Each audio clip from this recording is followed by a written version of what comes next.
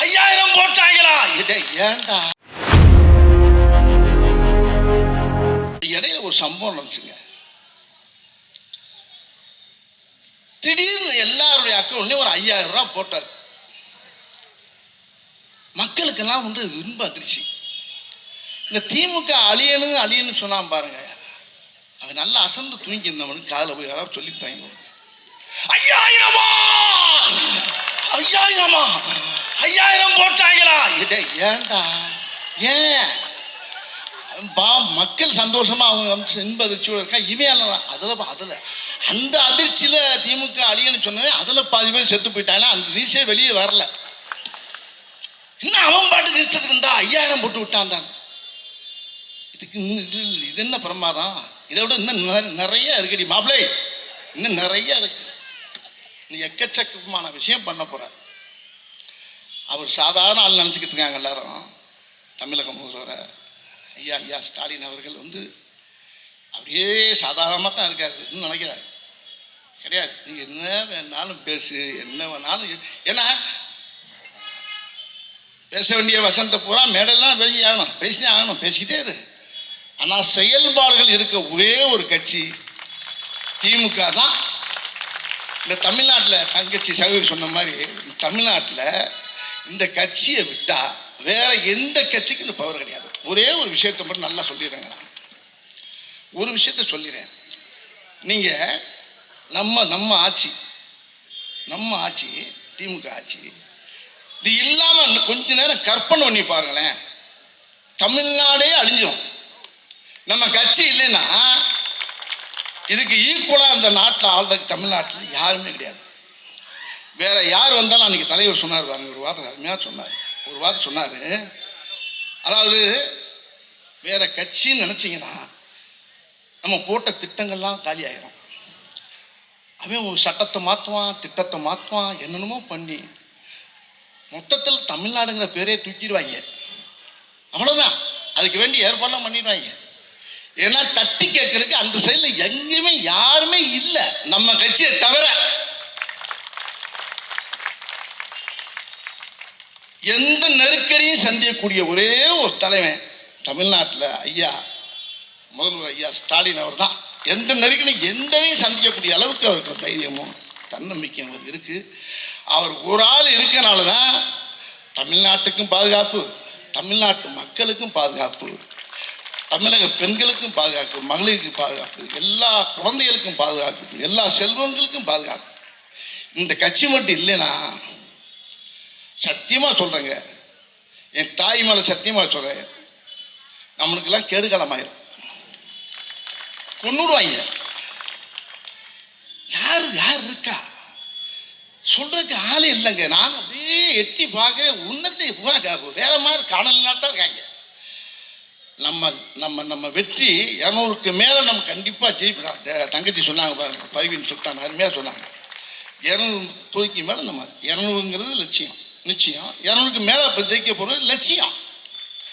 ஆனால் அதுக்கு மேலே 34க்கு முதலமைச்சர் யாருன்னா நம்மால் தான், நம்ம தலைவர் தான்.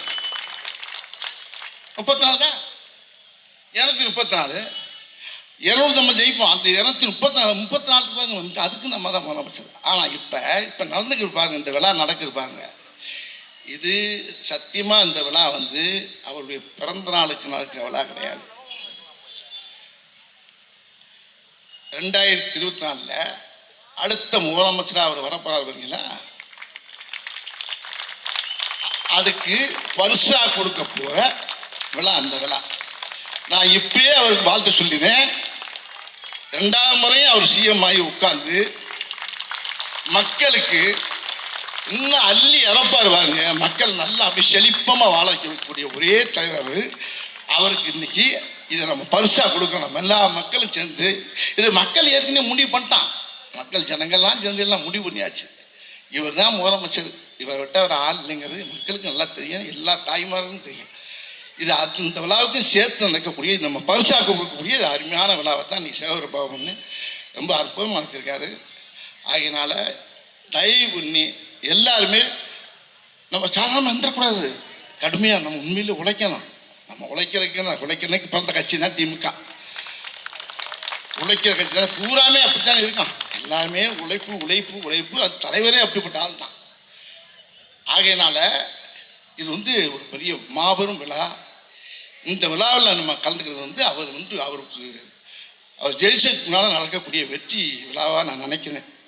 அவர் இந்த முறையுமே கடமையாக பெரிய வித்தியாசங்கள் ஜெயிச்சு மக்களுக்கு ரொம்ப நல்ல செய்வார். ஆகினால அவர் தீர்க்க ஆயுஷா கையாச்சோத்தோடு நல்லா இருந்து மக்களுக்கு நல்லா செய்யணுங்கிறத நம்ம எல்லாருமா சேர்ந்து பிரார்த்தனை பண்ணிக்கிறோம்.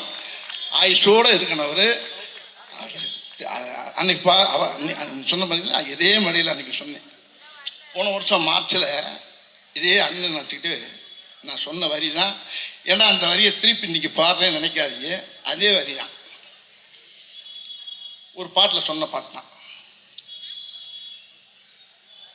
முதலமைச்சர் நம்மளை பார்த்து பாடுறாரு, நம்ம கழக பிள்ளைகளை பார்த்து முதலமைச்சர் பாடுறாரு. அதே வரியை நான் ஒரு 4 வரியை மறுபடியும் பாடியும் ஒரு ஞாபகப்படுத்துகிறேன்.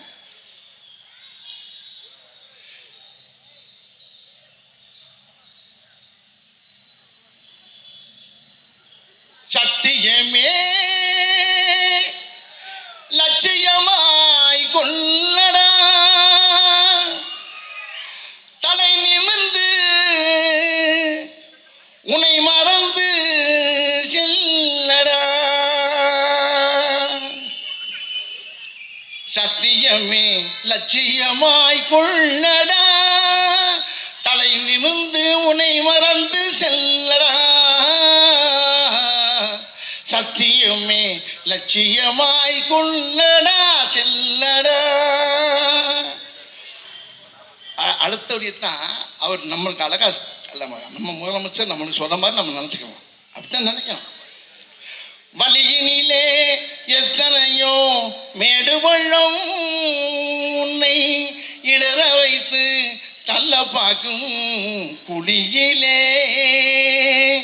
வழியினிலே எத்தனையோ மேடுமள்ளம் உன்னை இடற வைத்து தள்ள பார்க்கும் குழியிலே. அத்தனையும் தாண்டி காலை முன்வையடா, அத்தனையும் தாண்டி காலை முன்வையடா. நீ அஞ்சாமல் கடமையில் கண்வையடா. சத்தியமே லட்சியமாய் கொள்ளடா வெல்லடா. இதுதான்.